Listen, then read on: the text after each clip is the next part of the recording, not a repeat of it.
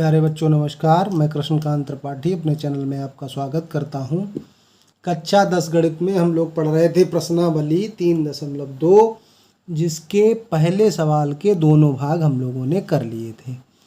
देखते हैं दूसरा सवाल। अनुपातों A1/A2, B1/B2 और C1/C2 की तुलना कर ज्ञात कीजिए कि निम्न समीकरण युग्म द्वारा निरूपित रेखाएं एक बिंदु पर प्रतिच्छेद करती हैं अथवा समांतर है अथवा समपाती है। तो दो समीकरण हमको दिए गए हैं, इनकी तुलना हम कैसे करेंगे। पहला A1x, दूसरा पद B1y और अचर पद को C1 = 0, और दूसरे वाले समीकरण की तुलना A2x + B2y + C2 = 0 से करेंगे। इनकी तुलना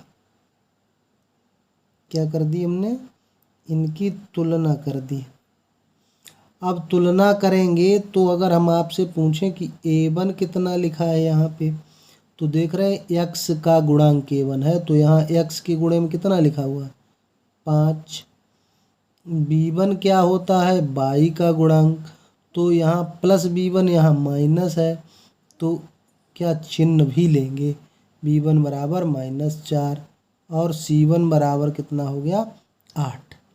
यहाँ इसकी तुलना करें तो यहाँ x का गुणांक है 7 और y का गुणांक देखेंगे तो B2 कितना है, यहाँ पे B2 है 6 और C2 अगर देखेंगे तो कितना है -9 अचर पद। ये हमारी तुलना हो गई। A1 B1 A2 B2 C2 के मान हमने ज्ञात कर लिए। अब जब मान ज्ञात कर लिए तब हम क्या ज्ञात करेंगे, A1/A2 का मान ज्ञात करेंगे। तो A1 5 है, A2 7 है, और B1/B2 का मान ज्ञात करेंगे तो B1 -4 है और B2 6 है। तो दो ही अनुपातों का मान ज्ञात करने पर हमें पता चल रहा है यहाँ पे कि A1/A2 ये डज नॉट इक्वल टू है B1/B2। तो हमारी पहली जो कंडीशन थी रेखाओं की वो आ गई। ये कंडीशन आपको याद होगी, हमने क्या बताया था, अगर ये बराबर नहीं है तो रेखाएं क्या करती हैं, परस्पर प्रतिच्छेद करती हैं, यानी कि एक दूसरे को काटती हैं।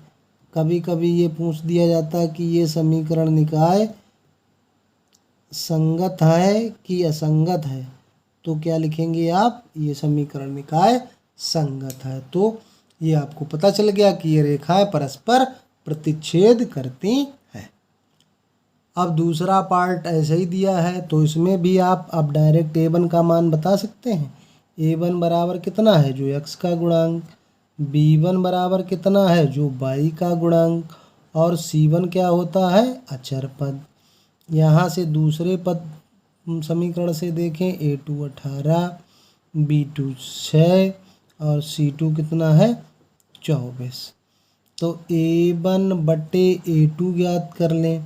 A1 है 9, A2 है 18, काट देंगे तो 9 एकम 9, 9 दूनी 18।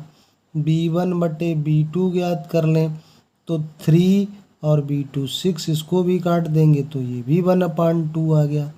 C1/C2 ज्ञात करेंगे तो ये 13, ये 24। तो ये अलग अलग हो गए। तो कौन सी कंडीशन हमारी बनी, चूँकि A1/A2 बराबर B1/B2 does not equal to C1/C2। C1/C2 बराबर नहीं है, तो इसका मतलब क्या है, रेखा कैसी है, परस्पर समांतर हैं। कैसी रेखा हैं, रेखाएं परस्पर समांतर हैं।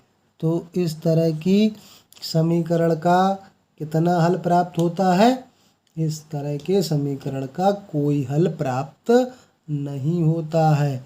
तो अब ये समीकरण निकाय कैसा हो जाता है, असंगत हो जाता है। तीसरा पार्ट हमारा है 6x-3y+10 पहला समीकरण।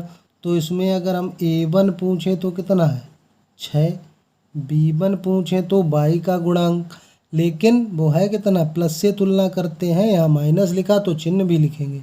c1 बराबर 10, a2 बराबर 2, b2 बराबर, यहाँ सिर्फ y लिखा हुआ है तो इसका मतलब एक तो इसके गुणे में है तो ये -1 लिखेंगे, और c2 बराबर 9।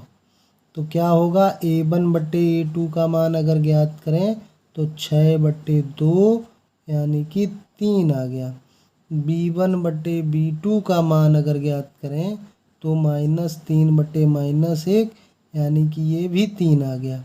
और c1/c2 का मान ज्ञात करें तो ये 10/9। तो बिल्कुल ऊपर वाला ही सवाल ये आ गया, क्या आ गया कि a1/a2 बराबर b1/b2 does not equal to c1/c2।